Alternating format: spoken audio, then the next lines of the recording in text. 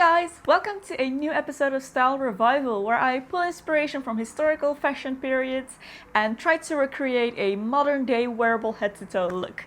Today we are going to revive the Edwardian era.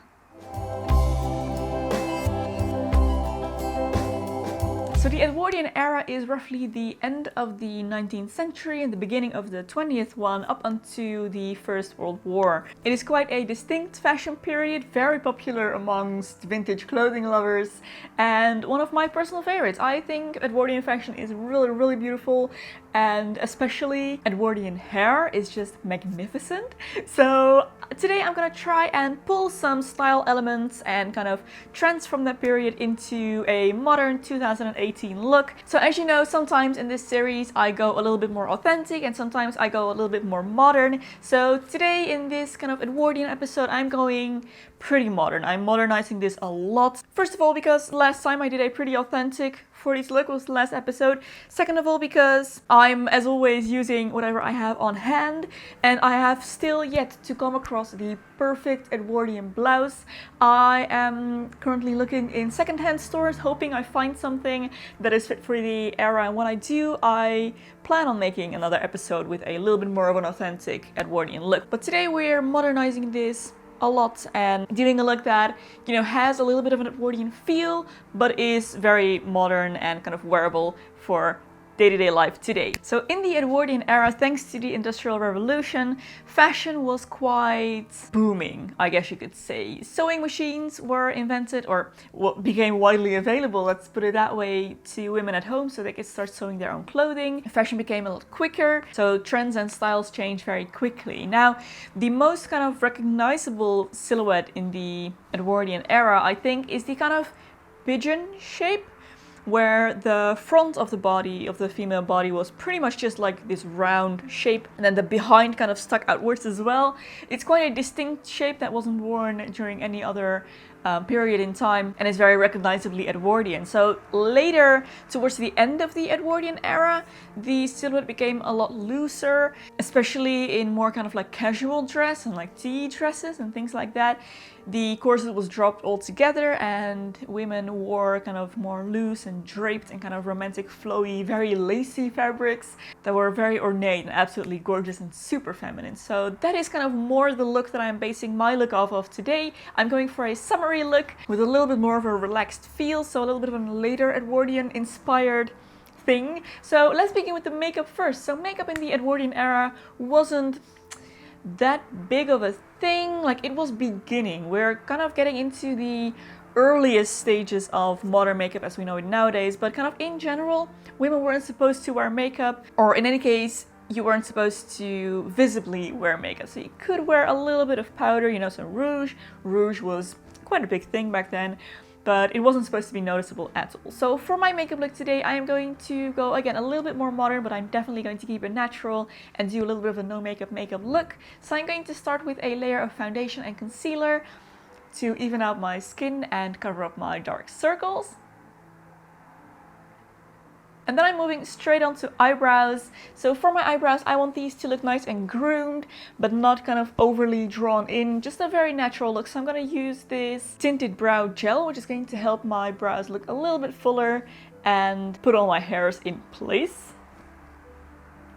So I'm not going to wear any eye makeup today, except for a little bit of mascara that I'm going to mostly focus on my top lashes. And when those are nice and coated, I'm just going to slightly touch upon my lower lashes for a little bit of color there as well. And then I'm going to take a red lipstick, and this is going to act as my rouge today. I'm going to use this on both my lips and my cheeks. So I'm going to start by taking a little bit of this with my finger and applying it onto my lips. I'm going to use a kind of dabbing motion and kind of blend it into my lips. Women would do this with their rouges, just apply on their lips a little bit, but it was supposed to look super natural, just like a natural flush. Not like an outline lipstick at all, like in the periods to come after this. So when that is done, I'm gonna take a little bit of this and apply it onto my cheeks as well and blend it out nicely. And there's your Edwardian inspired makeup look already done. So moving on to the hair. Now, like I mentioned, Edwardian hair is quite something. It is absolutely fabulous. One of my personal favorite hair periods in history. Edwardian hair is all about the height and the volume, and it's supposed to be big and kind of, you know, the typical top knots, Gibson girl hair, all the amazing things are Edwardian. Women would wear all kinds of hair pieces in their hair to help enhance this super voluminous big look. So hair extensions would have been used, fake braids, fake buns, but also women would often collect their own hair from like hairbrushes and things like that, and they would make these kind of, well, they were called rats, and they were pretty much just kind of hair rolls, as it were. They could use as a base or as a filling, or they would use store-bought ones. I mean, kind of comparable to our modern day hair donuts, I guess. I'm not going to do any of that today. I'm just gonna use plain old simple back combing to achieve my volume today. I don't want to go overboard because this is a pretty modernized look and I don't want it to look too out of place. You know, we're just going for the inspiration, not too much. To start my hairstyle out, I am going to spray my hair with heat protector to protect it from the curling iron that I'm gonna use afterwards. So I'm gonna split my hair into two halves, a top and bottom one. Start with the bottom half, clip the top one up, and I'm going to heat up my curling iron and then start curling my hair. Now I'm going to curl in kind of different directions, so I'm going to alternate, you know, curl to the front, curl to the back, and whenever I finish a curl I'm going to clip it up to my head to let it cool down in this shape. So when all of my hair is done, I'm going to give it a few minutes to completely cool down and set in this shape before removing my bobby pins again and letting down my curls. So when I have done that, I am going to run my fingers through them, kind of separate these curls, make a nice big mass of waves. And then I'm going to take my teasing comb here, or my teasing brush, and I'm going to start backcombing the kind of front top part of my hair, so the pieces that are next to my face. And I'm going to backcomb in 2 layers and create these nice little big poofs. Now, when I'm making my hairstyle, I am going to consider the fact that a hat is going to go on top of this. A straw hat is a very iconic and very important part of the Edwardian wardrobe and something we definitely cannot forget about in a video like this. So do keep in mind that a hat is going to go on top of this. So try to work kind of horizontally, if that makes any sense. It is quite hard to do, but we're gonna try anyway. So I'm going to kind of pull my hair to the side and then to the back. I'm gonna take all the back and bottom of my hair and kind of gently pull it up, but keeping a little swoop on the bottom. I want everything to be nice and loose and voluminous. So I'm just gonna loosely pull this up and then give it a little twist again to create this small little bun, which I'm then going to stick a few bobby pins in to make sure this stays in place. So then all there's left to do is to pop on my hat, and there is my Edwardian inspired but very wearable hair all done as well. So moving on to the fashion. Now, like I mentioned, I'm going very modern with it this time and just pulling a few elements out that were worn a lot back then, kind of in the later Edwardian era. So the first thing that is very important, I feel, is to wear lacy materials. So I have this top on right here, which is a light color, which is pretty typical for Edwardian, kind of more summer wear.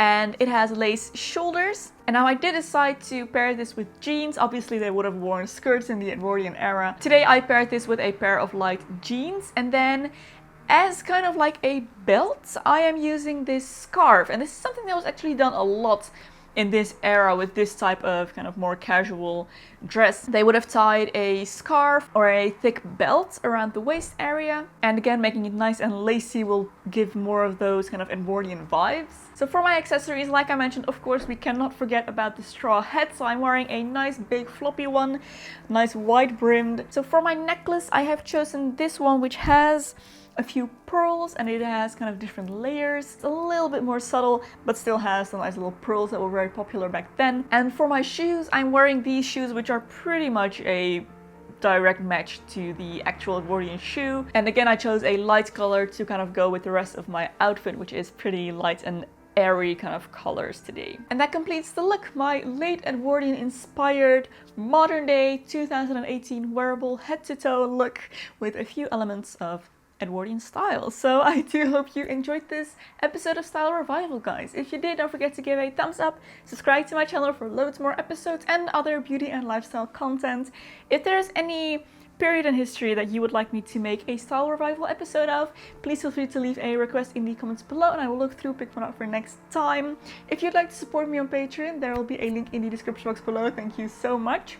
There is another video here that you may also enjoy. You can go watch next. Thank you for watching, and I will see you very soon in my next video. Bye!